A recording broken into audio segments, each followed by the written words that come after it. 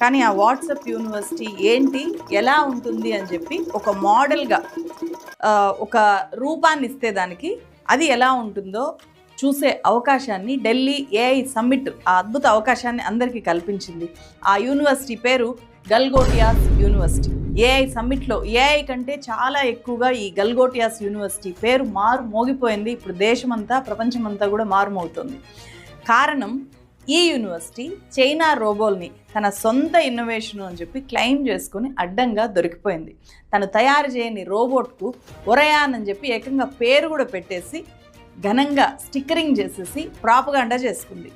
Total సమ్మిట్లో కేంద్ర ప్రభుత్వం ఈ గల్గోటియాస్ యూనివర్సిటీకి చాలా ఇంపార్టెన్స్ ఇచ్చింది. ఏకంగా కేంద్ర ఐటీ శాఖ మంత్రి అశ్విని వైష్ణవ్ ఈ గల్గోటియాస్ యూనివర్సిటీని డైరెక్ట్గా ప్రమోట్ చేస్తూ ఫేక్ ప్రోడక్ట్ని పోస్ట్ చేస్తూ భారతదేశ సార్వభౌమత్వాన్ని చాటే మోడల్ ఇది అని చెప్పి పోస్ట్ చేశారు. ఆయన చేసిన పోస్ట్ కిందే